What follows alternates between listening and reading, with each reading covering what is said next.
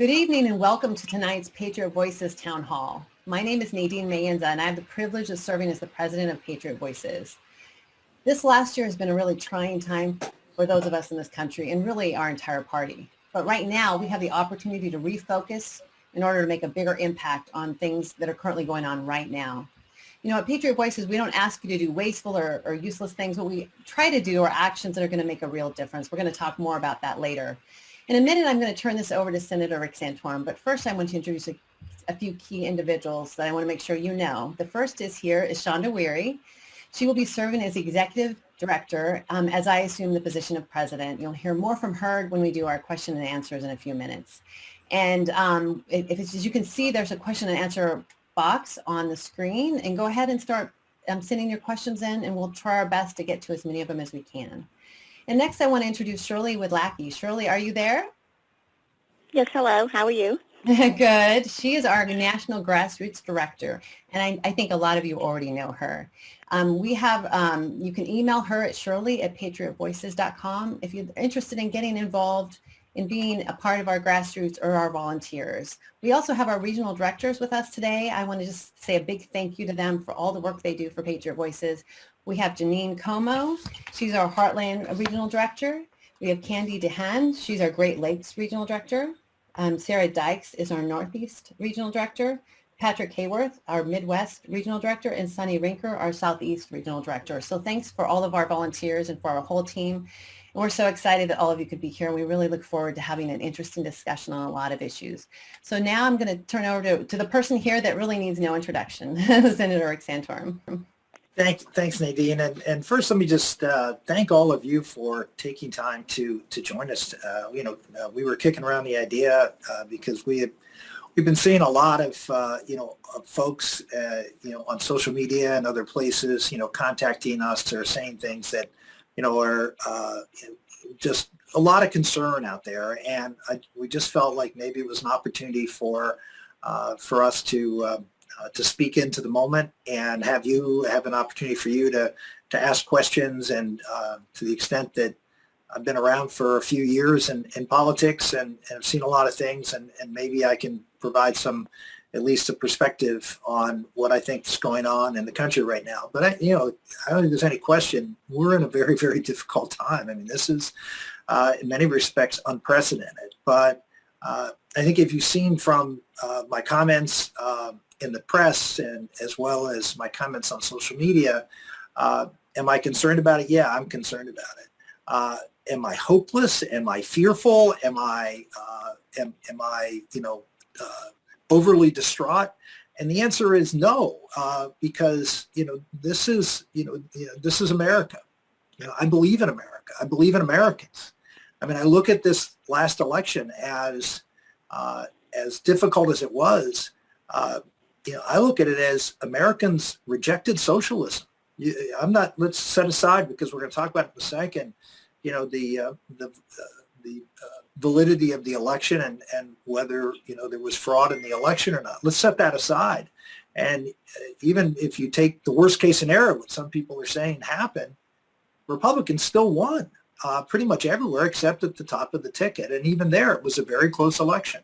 So the idea that America is gone and that somehow or another there's no hope, I don't see that. And I just want to make sure that you understand that we still are a country in which we have the ability to fight back. Now, I know that there's a lot of things going on that are concerning about our ability to fight back, and on those fronts we have to fight back too.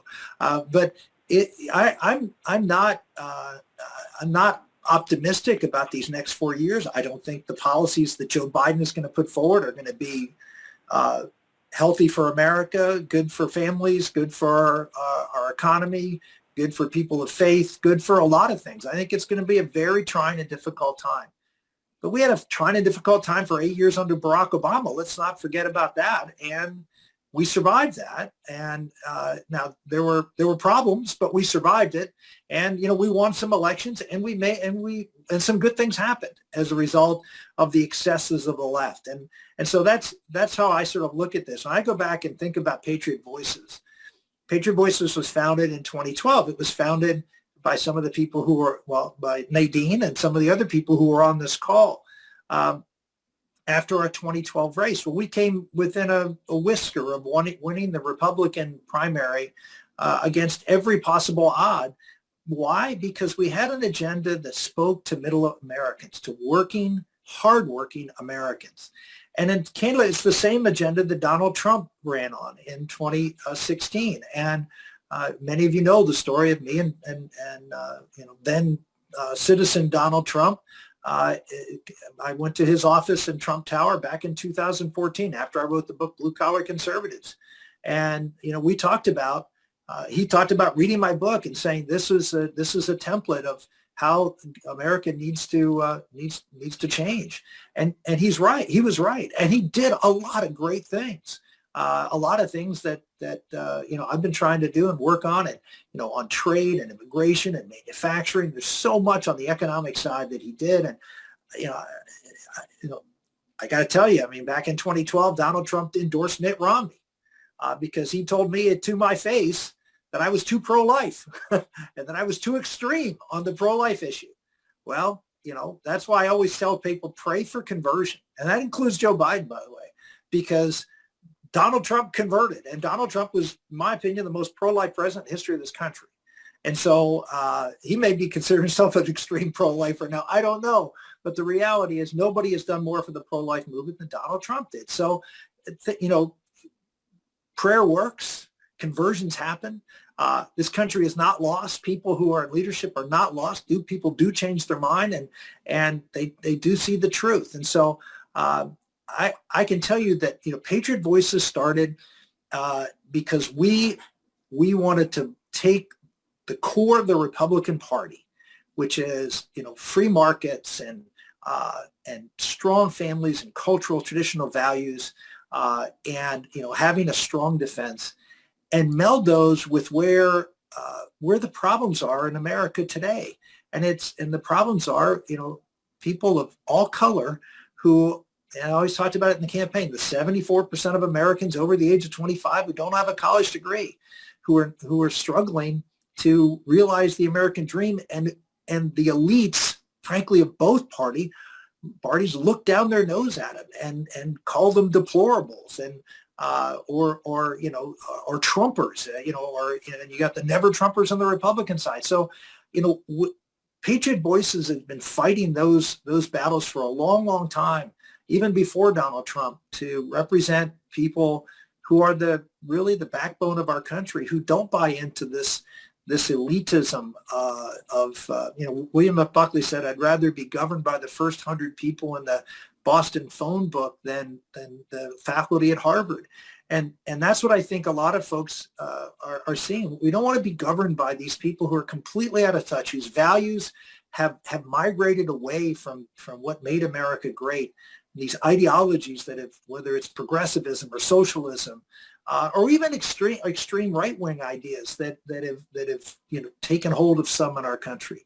We need to get back to what's right about America, what's true about America, and that's faith, family, freedom, opportunity. And that's what Patriot Voices is all about. So I don't know whether you knew that or you knew the history of Patriot Voices, but I want you to understand that we've supported candidates.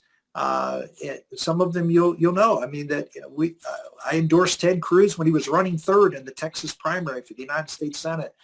And Ted Cruz on election night said, if it wasn't for Rick Santorum and Patriot Voices, I would not have won my election in the primary to defeat two other Republicans who are more moderate. So we go back a long way. Our history is a good history, but we've got a lot of work to do in fighting for those values. Because the reason people look at America and say, what's happened? Look at what's happened. Well, it's happened, in my opinion, you probably have heard me say this a million times, but it happened because, frankly, they wanted more than we do. They're hungrier than we do. Do you know they outraised us more than 2-1? The number of donors on the other side was like twice the number of donors on the Republican side. They're hungry. They're dogged. They don't take no for an answer. They don't get discouraged. They keep fighting whether they win or lose. And you can take every issue. Look at all the social issues that conservatives have lost over the last 20 years. Well, for 20 years before that, they lost, but they never stopped fighting. And they fought until they won. Now, the problem with them is when they win, they want to shut the argument down. They want to shut everybody up, and they don't want anybody to be able to fight back and change it. So you're a bigot or a racist or whatever the case may be if you do. We can't allow that. We have to fight and push back on it, but we have to do it with the kind of honor and integrity that is who we are.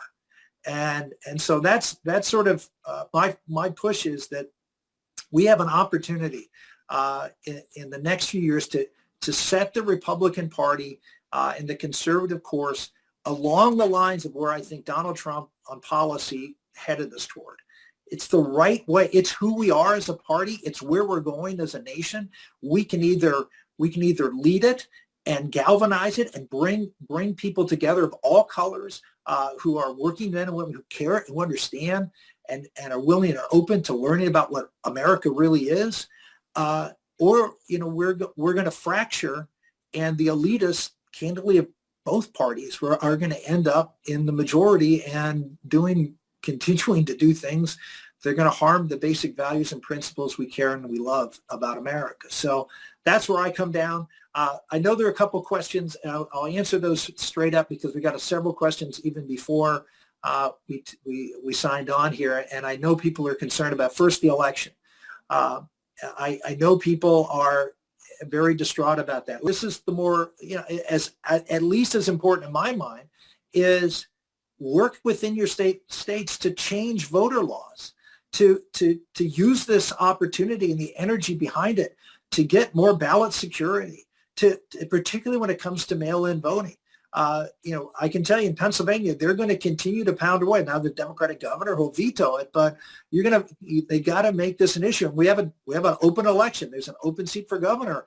And this should be a critical part of the election, which is we want a governor who's going to put in places and enforce the law and have laws that give integrity to our ballot system. So my point is channel this energy. Channel the anger and frustration you have. Channel it in a way that's going to make positive change, so we can, in fact, make America great again. So that's on the issue of elections. Second point, and then I'll open it up for other questions. I know people are concerned about, and we got a lot of questions on big tech, and so I have to tell you that I am concerned too. I am very concerned about what a lot of the tech companies did, particularly after the election, with deplatforming people and overreacting to the mob. In fact, I'm working on an op-ed right now, which I wrote an op-ed before the election. I think it was before the election that I said that social media shouldn't react to the mob because the mob on the left will never be satisfied. They'll always, they'll come after you and they'll destroy you.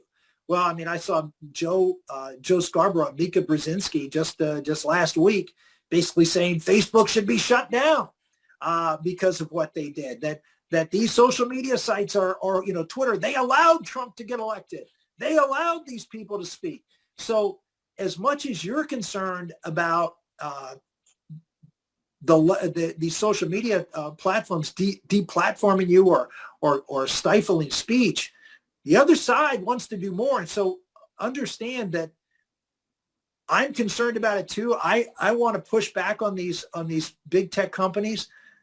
But what's being proposed by some, which is to have the government step in and pass laws that do one of two things. One thing they're talking about is passing a law to make these, repeal what's called Section 230, which is to make these big, these social media platforms like publishers and be held accountable by people to what they do. Well, okay, what that means is you're going to make them like every cable channel. You're going to make them like every newspaper. You're going to make them like every radio station. How do you think we do with getting our information out on any of those platforms? That's what I think we forget. Sometimes we want to, you're going to cut your nose off to spite your face. I get the anger, but to say that we need to make them, be accountable to us, and the government is the one that's going to regulate them. Do you really think the government is going to allow conservatives to speak anywhere near the amount? Do you think that trial lawyers, once you remove immunity under Section 230, are going to allow conservatives? They're not going to be suing like they do with all these other. One of the reasons that the New York Times and the Washington Post, all these are controlled by the left is because they're afraid of the mob. And so they don't print anything that gets people upset that they can get sued for. And that goes for all the cable networks and even the mainstream media, television broadcast media. All I'm saying is we need to push back hard, and we need to fight. And look, I have no problem. I have a Parler account. I'm looking at these other sites.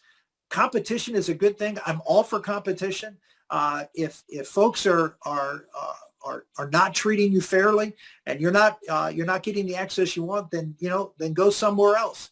But here's the only concern I have with all conservatives sort of leaving the mainstream platforms, and that is we end up just talking to ourselves, and I don't think that's a healthy thing. So I don't think there's a problem going to all these other sites. In fact, like I said, I have accounts on them, but I am concerned that we abandon the field. There are a lot of people on Facebook and Twitter and other places who are not crazy left-wing people. I know I hear from them every day, but there's a lot of average Americans who, are persuadable and who want to hear both sides, who are on these sites, and we can't stop talking to them. And so I just say that, I understand the anger. I share the anger. And we need to use what we believe in, which is not government, not regulation from the federal government, not government mandates, but we have to use competition, and we have to use persuasion, and we have to work harder, and we have to fight. We have to fight within the system to, with these private companies, and help them make them pay a price for what they're doing in silencing conservatives. I have no doubt that they don't treat liberals the way they treat conservatives. There's no question in my mind they have a bias against conservatives, no question. But leaving the field to the left is not a responsible answer to that. At least that's my 2 cents on it. So that's a quick and dirty on both of the topics that we got the most questions on, and then I'll be happy to take some more questions if Shonda or Nadine, you have something you want to throw out there. Sure. First of all, I just want to say we had a great response for this town hall. We had over 200 people RSVP and have well over 100 on now. And so I just want to say thank you again to everybody. I'm going to launch a poll right now and just get some of your feedback. We would love to have you vote on, just click on the issues that you care about and let us know kind of the issues you'd like to hear about us. So feel free to vote right away. And Nadine, people can choose more than one, right? They can. Yep. And we also will be sending a survey afterwards that we would also love to get feedback again on, to be able to understand better the issues that you care about. And then again, as I mentioned earlier, we're going to keep sharing information, especially about issues that we can actually feel like we can impact. Like we're going to be launching soon an advocacy for keeping the Hyde Amendment. If you're not familiar with the Hyde Amendment, this has been an amendment since 1976 that's been put on spending bills that keeps your taxpayer dollars from being used to fund abortions. But there's a chance that that's going to be repealed. And so, but that's something we can actually speak into. I don't know if you want to speak about that, Senator. This is an issue that if the administration hears from enough people, they may very well leave alone. Obama left it alone. And so there's a good opportunity for us to speak into an issue that we could actually impact. So we're going to be sending out some more information about that tomorrow. Yeah, that's Joe Biden supported the Hyde Amendment until last year or a year and a half ago, 2019. So it's not that I think we can persuade Joe Biden to flip-flop again on this issue, but it's a question of how hard he's going to push this and hold Democrats' feet to the fire to get this done. They're very narrow majorities, and they're only as you know, there's only so many things that they're going to be able to get through with these very, very tight majorities, and pushing for things like this just may be a price he's not willing to pay to get it done. And if we can make enough fuss, and we can make it difficult, not just on Joe Biden, but on Democrats and frankly Republicans, because we have Republicans who are not necessarily great on this issue, then putting that pressure on and letting them know that this is an important issue for us is again part of the advocacy that you do to hold people accountable. That's great. Shonda, would you like to ask some of I know Shonda's been collecting the questions and is going to throw some more your way, Senator. Yes, and actually, Sure. Senator, if you want to expand a little bit on the Hyde Amendment, we're getting some specific questions, people asking what we can do to protect it. And, you mentioned that we have the Democrats have a slim majority, but this is an issue that is actually overwhelmingly popular, I think, with people that they don't want their taxpayer dollars going to this. Right. So are there things that we can do just voicing that? Well, just to understand, the Hyde Amendment is something it's in an appropriation bill. So every year, Congress has to pass spending bills to fund the government for the following year, and there's a rider or an amendment attached to, as Nadine mentioned, since 1976. There's this amendment in that in this what's called the Labor, Health and Human Services appropriation bill that says no money in this bill can be spent on abortions, and that is for Medicaid, and so that's what needs to just stay in the bill. And so if it's not in there, we have to make sure that every Republican votes against it, and if that happens, then it can't pass, because you can't pass an appropriation bill in the Senate without 60 votes. And so as long as you hold Republicans' feet to the fire, we should be fine on that. And there may be a Democrat or two who would do it. So that's why Obama didn't fight, because they couldn't win, really, and because Republicans held firm. So this is not an issue of trying to convince Joe Biden or to convince a whole bunch of Democrats. It's pretty clear to me that the filibuster is not going to go away, certainly anytime soon. And so the 60 vote requirement will be there. And so this is an issue we can win. We should win if we make a lot of noise on our side. And that's what we're trying to do. And Senator, we'll be sending out real quick an email with further information on a tool that you can just quickly send an email to your senators, your members of Congress, and to the president, and hopefully we'll be launching that tomorrow, and also some information on how to tweet about it, things like that. So there's lots of different ways we can speak into it, but I think this is definitely one that we can work it, we can make a difference on. And Senator, you just touched on the filibuster. We have had some questions about that, and I'm wondering, is this an area where activists can make their voices heard, thanking Sinema or Manchin, and just making sure that we do keep it? Yeah, I mean, if you live in Arizona or you live in West Virginia, I couldn't encourage you more to organize as many people as you can on our side of the aisle, frankly, to write to Sinema in Arizona and to Manchin in West Virginia, and just thank him for standing up for for what is, in my opinion, kept this country from becoming a socialist republic a long, long time ago. Not having the ability to pass radical pieces of legislation I remind everybody, if you think of the 3 times in American history where there's been a huge expansion of the federal government, it was in the mid-1930s with the New Deal. It was in the mid-1960s with the Great Society, Lyndon Johnson's Great Society.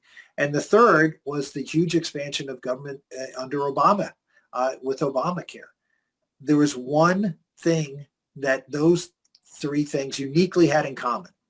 It was the only time in the last 130 years where there was a filibuster-proof majority of Democrats in the United States Senate. So that's the only time where the Democrats had, at 60, or in the case of the 30, 67, because the threshold was higher. They had that big a majority in the United States Senate, and they were able to pass their socialist agenda. And so you say, well, why didn't Republicans, change it when they got power? Since 1900, the Republicans have never had a supermajority vote in the United States Senate. Think about that. So the Democrats have had it 3 times, and all those 3 times they used it to explode the size and scale of government. But we've never had 60 votes in the United States Senate of Republicans. And so people come down and say, oh, it's not, things have gone wrong and everything. A lot of it is because we don't win elections. we're like I said, we are in part to blame. I mean, you can talk about the fact that we haven't won key elections that we should win. Look at Georgia. We gave away 2 Senate seats in Georgia. And, how do we get to 60 senators if we have 2 Democrats from Georgia? That's what, I look at Montana. There's a Democrat in Montana. You go around the country in states that should have Republican senators, and they don't. And the Democrats don't drop the ball when they can win seats. We do. We do it with bad candidates. We do it with messing up for one reason or another. Bottom line for us is we have to care as much as they do, and we have to fight as hard as they do. And their religion is government. It's a secular religion.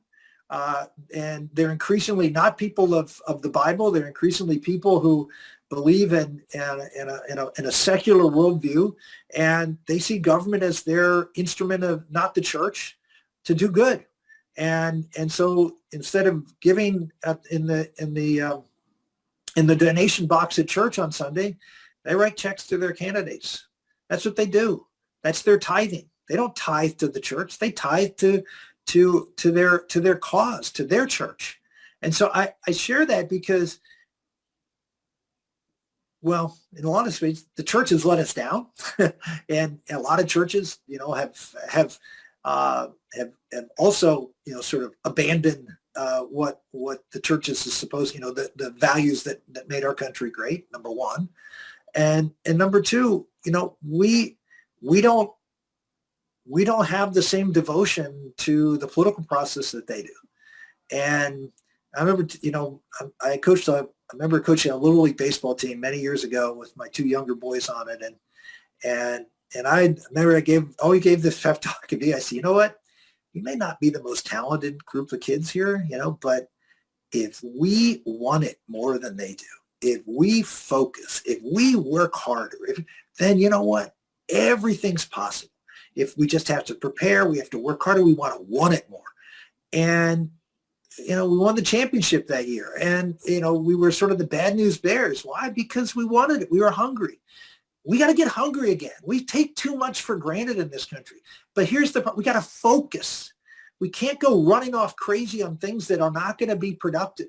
We got to stay focused, like on Georgia. I mean, I understand that the election was contested in the state of Georgia, but we lost our focus. We had an election coming up that was going to, that could for sure stop really bad things from happening this year. A lot of the executive orders and rules that Joe Biden's going to be able to pass right now and get done could have been stopped with a Republican Senate, but we lost our focus. And so I understand the passion. I understand the outrage and how people feel like they've been ripped off and things were stolen and things were, yeah, I get it. But do you tell your kids if someone treated them poorly, just stew on it and focus on that? Or you tell them, pick yourself up, dust yourself off, focus on how you can get them the next time? That's what we got to do. For you as well. Pastor Ted is asking, what can we do to ensure that we keep our religious freedom during this administration?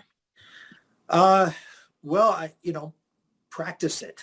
And I mean, that's the most important thing is contest, push back.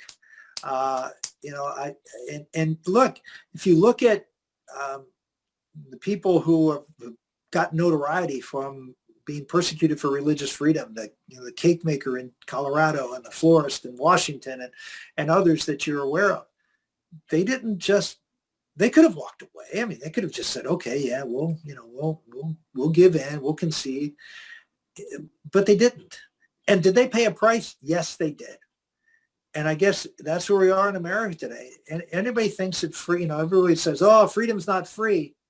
But when it comes to actually paying for it in either resources or ignominy or whatever the case may be, are we still willing to pay that price? And the answer too often is no.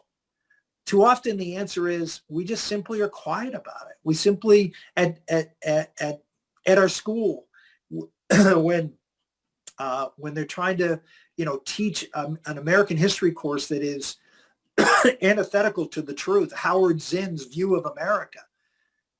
What do you do? I mean, do you push back? Do you pull your kid out of? I mean, do you fight? Do you sue?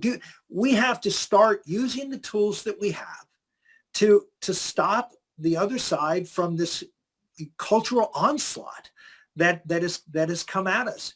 And I've been preaching this for a long, long, long time. And people, when I wrote my book, It Takes a Family, called me, a Chicken Little, that the sky was falling, that they're, the families, nobody's going to assault the family. No one's going to assault, no one's going to change marriage laws. No one's going to, allow boys and girls bad. You're crazy. You're an extremist. No, I just saw what the left wanted to do. And I saw that they were willing to pay the price to win. And when I say pay the price, I'm not saying please. I'm not saying violence. Never. No, that's not what we are. I'm saying we still have the tools available to us in America, just like they did, to use the system to win. And I understand people don't have a lot of trust in the system right now, and they think that, but you know what? If you're going to walk away from America, say, I don't trust anymore, I don't believe it anymore, then you know what? They win. We don't win. They win. They never did that. They lost. They kept losing. How many lawsuits that they lost on the issues that they cared about? They kept losing. And the next day, they would file another lawsuit. And they come right after them again. They would just be a complete pain. And eventually, the mob wins. It's how many times did your mother say, the squeaky wheel gets the grease? Well, we got to start squeaking. We got to start being that squeaky wheel. And there are ways to do it that are within the bounds of how we want this country to behave. And so people ask me all the time, what should I do? I get that when I give speeches, because I'll talk about that. I've been talking about this for 20 years. And people always come and say, Senator, what do I do?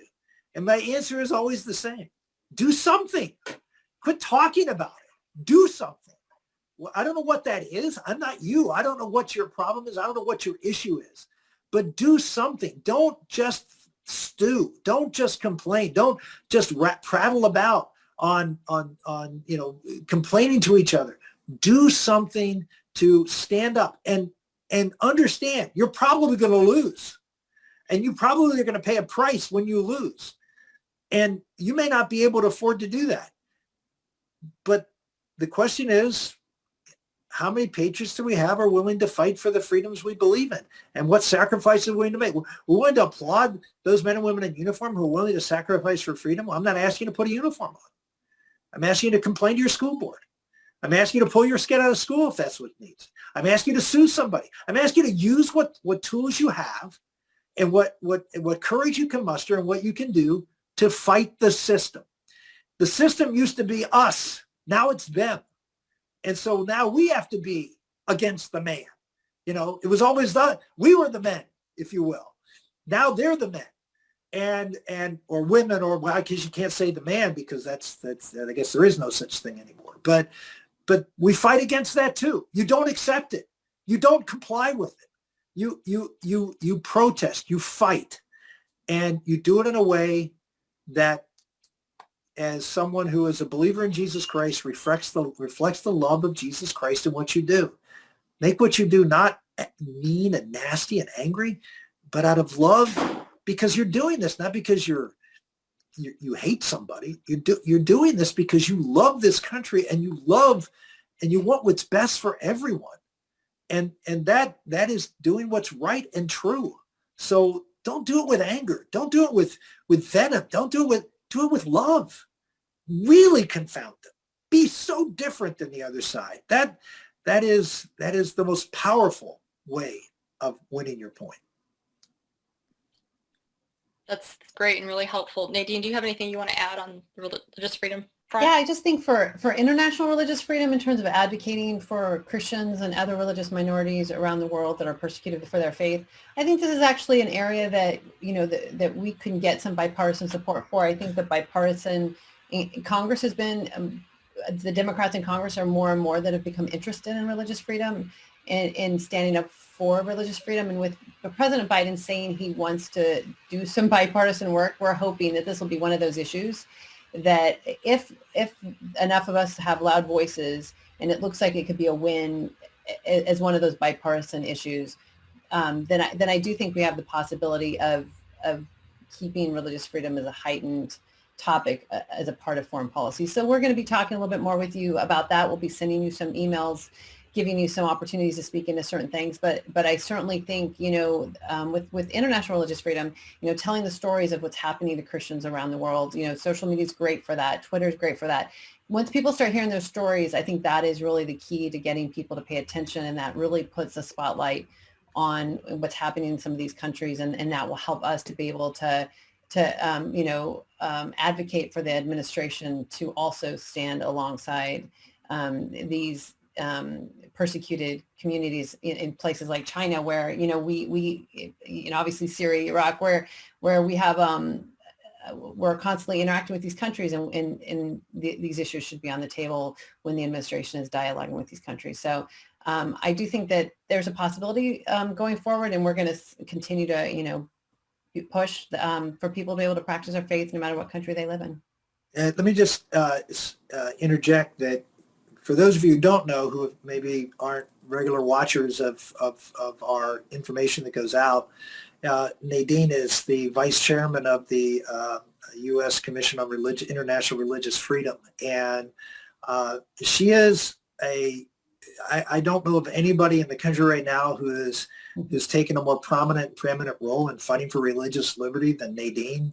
She spent over a month in Syria just a couple of months ago. Actually, during the election, she was in Syria, in not the safest places in the world. And she was a celebrity. I mean, she was out there, articulating the values that we all believe in a very dangerous part of the world, and doing so, in such a compelling and effective way. So understand that, I understand a lot of people look at Patriot Voices, Rick Santorum is sort of our megaphone, but you've got more than one megaphone here. I mean, Nadine is internationally is as on this issue of religious liberty is as recognizable a face as any in the United States right now. So, if this is an issue you care about and or you want to invest some of your time and resources in, please get in touch with us. I know Nadine can put you to work and in ways that can be helpful. And here's a way, people always say, well, I feel powerless. I feel like I don't make a difference.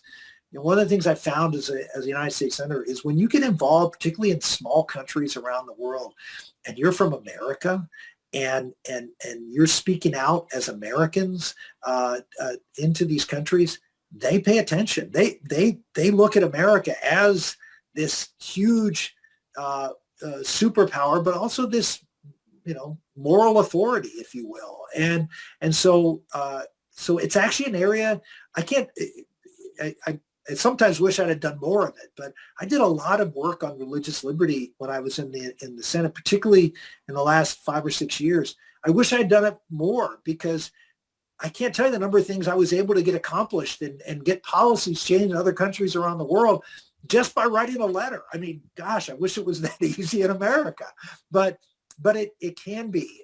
You can have a great impact. So if you're one of these people who are just fed up and you just can't handle the politics of America anymore, well, plug in somewhere else till you get your sanity back and try to make a difference there, and then come back and join the fight again when you're feeling up to it. in America. And I wanted to say I'm going to share the results of our poll. It was actually religious freedom and Christian persecution actually came up as number one, which I was surprised about, to be honest. So we'll definitely continue to talk about that. Thank you, Senator, for the kind words. And I know a lot of you have already taken a lot of actions. Northeast Syria is one of those special places. 3.5 million people. You know, the future of their future really depends on what the U.S. policy is going to be in the next couple of years. And it's a small group of people, 3.5 million, that are literally counting on us. But we can be the difference between this remarkable government maintaining religious freedom and being a refuge for Christians, Yazidis, and others. And so we already have made a big difference, but we can continue to make a difference. And those are the kind of things, Patriot Voices, we're trying to focus on, rather than just, throwing things at the wall and seeing what sticks. We're actually trying to be really strategic. Things like paid family leave. The only reason there's paid family leave as a bipartisan issue now is because of the work we've done between the Senator, Shonda, and myself on paid leave. So these are some of the issues that we're trying to grab onto. We're trying to understand better what you guys care about. We're going to send a survey after this is done as well to give you more opportunities. You can even write in some notes there and share with us, and we'll definitely read every single one of them. So we, again, really appreciate it. And I'll throw it back to you, Shonda, for some more questions. Thank you, Nadine, and everybody. Just to echo what the Senator said, when we send out advocacy opportunities on the religious freedom front, those are things that Nadine has put a lot of work into in areas where we can make a difference. So she's a great in-house resource that we have. Senator, I want to go back to something that you were just mentioning, because we have a question from Kelly and it's very relevant. She said, generally I write my representatives about issues and I get back these cookie cutter email responses. How do I make sure that they understand where I stand on important issues? Yeah, look, I still encourage people to email, to write, to call. I mean, I know it's not, you're not getting, you're a number, but numbers are important. I mean, I remember as a senator, the staff coming in and saying, hey, we got 2,000 or 10,000 or 100,000 calls today on this issue. So, having your voice, in there and adding to the volume is again part of the process. The other side does it. The other side, rallies people and lets them know that people are watching and paying attention. So I always say, many of you heard me say this over the years, Washington has very few leaders. It's just they have people who want to appear as leaders, but what they are just really smart followers. They get out ahead of the pack, but they're just following where the pack's going. They're just in the front, and it makes them look like leaders, but they're not leading. So you have a responsibility to contact your elected officials. I rate my senators and congresswomen, even though they're Democrats and they're not going to. I'm sure they dump it in the trash can, but you know what? It's there. They got it. And it's not, you can't be responsible for what other people, you tell this to your kids, you can't be responsible for what other people do. You can only be responsible for what you do. And so you need to do what you can do. That's why I keep saying when people say, what do? Do something. And so if it's writing, write. If that's what you're called to do, then can do it. And I would encourage everyone to, back in the day when there were town hall meetings, I encourage people to go to these in-person town hall meetings. I mean, face-to-face back, when that comes back, maybe in 2030 or something like that, if, or 2025 with Joe Biden leaves, the getting that personal contact with your member of Congress or your local official. I mean, going to city council meetings or whatever. I mean, there's nothing more important than, again, being that squeaky wheel. And again, being a squeaky wheel doesn't mean being a jerk. Being a squeaky wheel can be, a beautiful and wonderful thing. And that's what it should be. And, I believe in civility, but I also believe in vigilance and persistence. And, Republicans for a long, long time, we were the nice people. We were the civil folks. Now we've gone to, at least some elements, we're not civil anymore. Well, you miss the most important, which is the persistence part. And we people get angry because it didn't happen overnight. Well, this country didn't come where it is today overnight. The 60s happened 60 years ago, and it's taken 60 years for the 60s for the seeds planted there to bear the fruit that is strangling the weeds that are strangling the fruit in this country. But so we need to, maybe what's happened here in the last few years is our call to action, and it may take 60 years. We may not be here to see it, some of us, but that doesn't mean that we shouldn't have the same focus and energy and drive. And we just need to be, we need to be who we are, not who they are, in making it happen. And Senator, just to go back to one of our earlier discussions about thanking the two senators in particular for protecting the filibuster, I think sometimes when we're more likely to write letters when we're upset about something, but actually holding members accountable, it's both sides of the advocacy coin, and that we need to thank them when they're doing the right things and let them know that we're watching when they're doing the wrong things. And I do think that that's an important call to action for us. And I think sometimes it's, especially when we've asked senators to do something, we've been asking them to protect the filibuster. And so now we have that chance to go back and to thank them for doing the right thing. So if you have comments on that, we have one more question. Yeah, I mean, it's just so much easier. I mean, you used to have to actually write a letter and put a stamp on it. And now you can take, a minute or 2 minutes and write a quick email and send it. We also have the Patriot Voices, just to remind people, on our website, we have a lot of advocacy. And the way it works is you click on it, send an email, and literally it takes you like 1 or 2 minutes to go through, and it will automatically send an email that you can even edit to your member of Congress and to your senator. So we make it even easier for you to communicate with these members. And that just gets to my point, is we focus a lot of time and energy on, and worry and concern. And I just encourage people to just, turn it into action. One of my favorite saints is a saint named Padre Pio, and he was a poor priest from central Italy, and his motto, which I have in my office, which is pray, hope, and don't worry. The Lord has this. We know he's in control. We have to trust in him. Our hope is in him, not in this world, not in Joe Biden or Donald Trump or anybody else. And so we have to hope in the right things, and we can't worry, because that's a distraction. We have to pray. We have to give it up to him, and then we have to do and act consistent with what people who believe the things that we say we believe would do to effectuate change. And so that's what we do. But I understand there's a lot of fear out there. I understand people think that their freedom's being taken away, and that the election's rigged, and that there's all these, and you know what?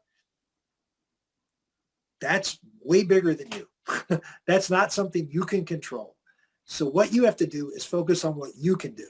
And I'll give you an example. I always say this to people. I say, what can I do? And if they really do push me, this is what I say, okay, well, do your kids share your values? Does your husband or wife share your values? Do your friends share your values? Does your preacher or priest share your value, or rabbi, or whatever? What are you doing in your circle to make a difference? Because I guess what? Look, there are more of us than there are of them. I'm convinced of that. And as you all know, we're having children. They're not. And if we simply just did our own knitting and took care and focused on raising our children in a way that instills them in the values that we all share, then eventually we're going to win this thing, because there'll be more of us than there will of them. And so final thing on that front is be smart about what you expose your kids to. Be very careful in obviously, in what schools they go to, and what playgroups they're in, and what colleges they go to.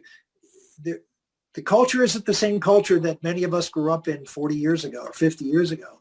It's not a welcoming culture. It's not a nurturing culture. It doesn't share your values. And we have to understand we're in a toxic, hostile environment, and you can't just throw your kids out there and think they'll be okay. They're not. They're not going to be okay.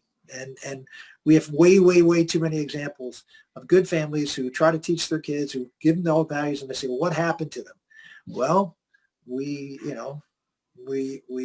allowed bad influences to corrupt our kids. We can't do that. Whether it's these things or anything else, we have to be much more vigilant with our children and with ourselves and making sure that we get the truth. And so I just a word of parental advice on that. But you want to make a difference for the long term of our country, be good parents, be good grandparents, be good mentors, be good friends, be good uncles and aunts. Do your job.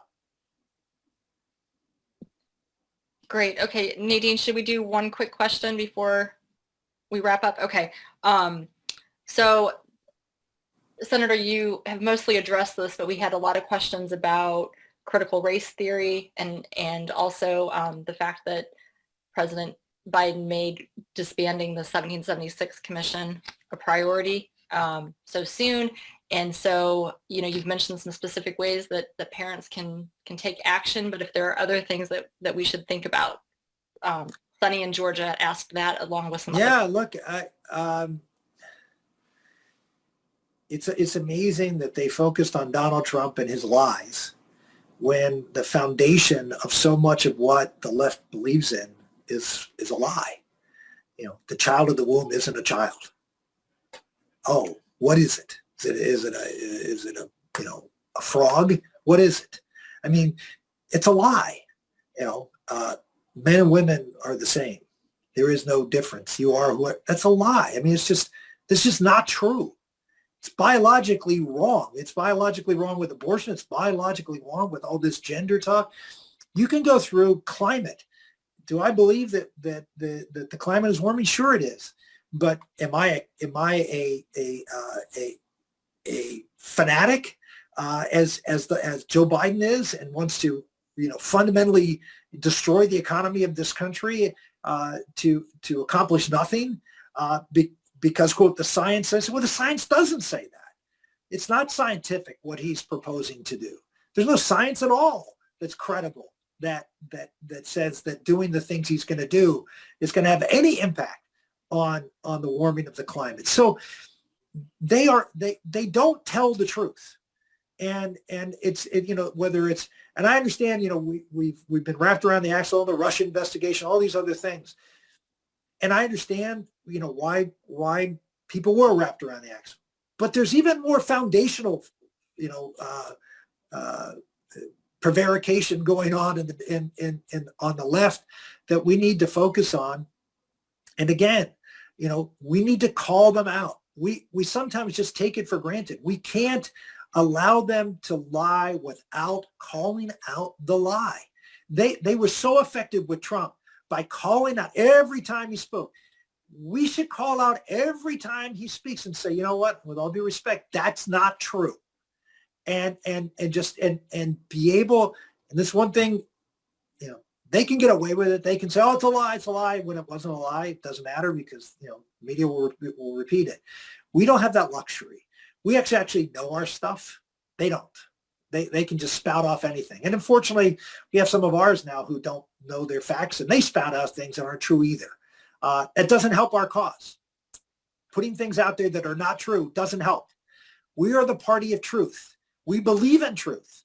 We don't believe in relativism. We don't believe that anything that gets us power is okay, as long as it gets us power because we're good people and they're bad people. So we can do whatever it takes is necessary to get us power because we're going to do good things with it.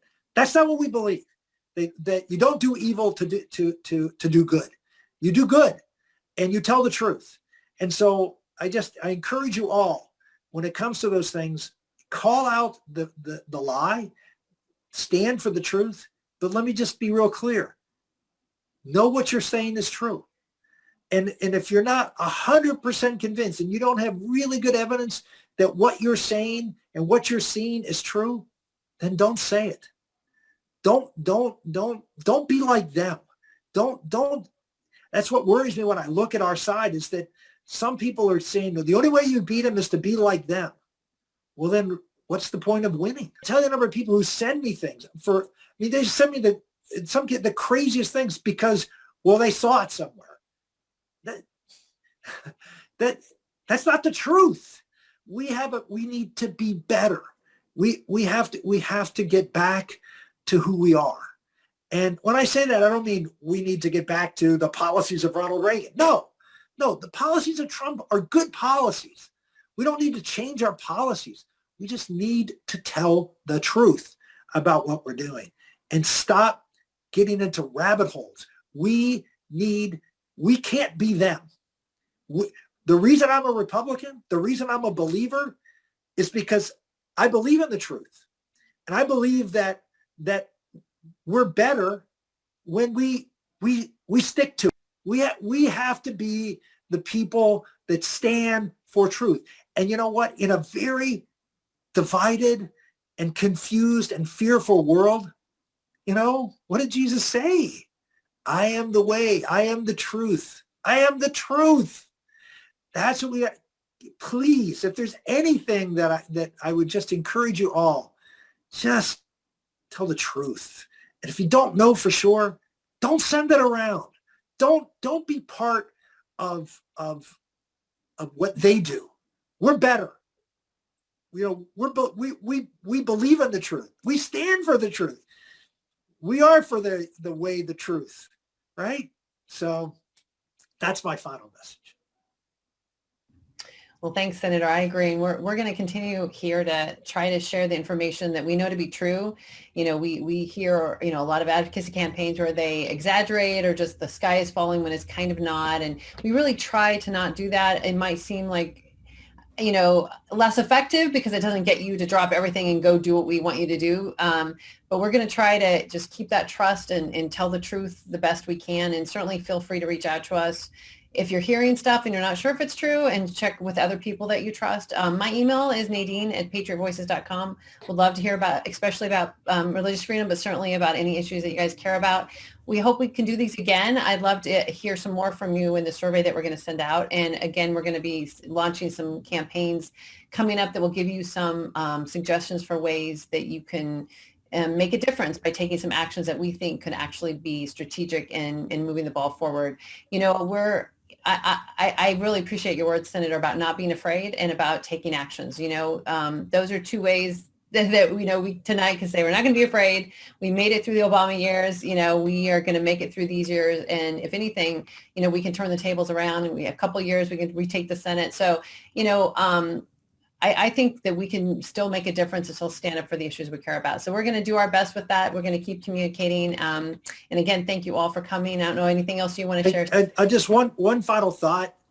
I understand the anxiety that's out there, but here's what I would say.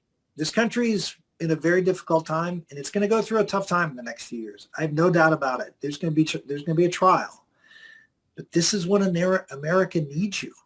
Mm-hmm. I mean, when things are going great, when life is good, and we're in charge, and